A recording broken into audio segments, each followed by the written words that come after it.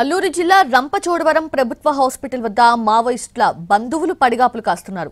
మావోయిస్టులకు Aadhaar card, address proof లేకపోవడంతో DNA test ఆధారంగా మృతదేహాలు అప్పగించనున్నారు. అయితే DNA టెస్ట్ రిపోర్ట్స్ రావటం ఆలస్యమవుతోంది.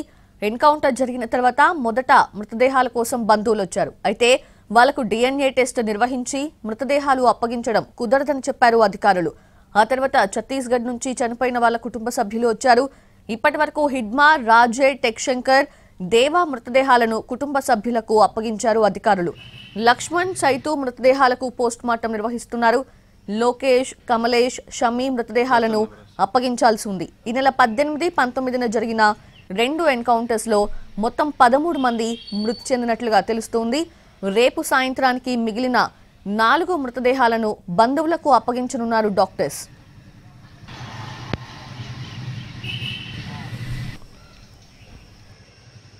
ఇటది అల్లూరు జిల్లా రంపచోడవరం ప్రభుత్వ హాస్పిటల్ వద్ద మావోయిస్టుల బంధువులు వారి మృతదేహాల కోసం పడిగాపులు కాస్తూ ఉన్నారు. DNA టెస్టుల అనంతరమే ఇవ్వటం జరుగుతుందని చెప్పి డాక్టర్స్ అలానే అధికారులు చెప్తున్నారు. లేటెస్ట్ అప్డేట్స్ అందించేందుకు మా ప్రతినిధి సాయి సుధీర్ సిద్ధంగా ఉన్నారు. Sai Sudheer.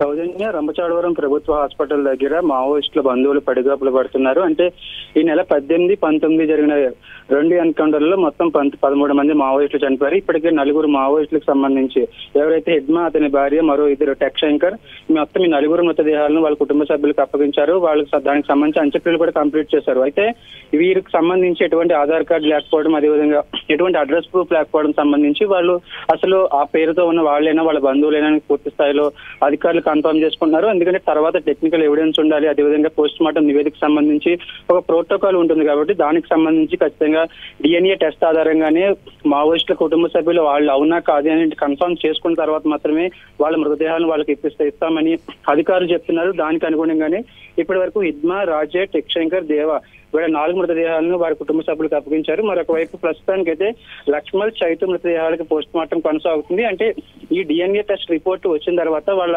Blood samples collect చేయడం, DNA టెస్ట్ ఇద్దరిది మ్యాచ్ అవడం మృతదేహానికి సంబంధించి, అదేవిధంగా వాళ్ళ బంధువులది కుటుంబ సభ్యులకు సంబంధించి మ్యాచ్ అయిన తర్వాత పోస్ట్ మార్టం ప్రాసెస్ అనేది స్టార్ట్ చేస్తున్నారు.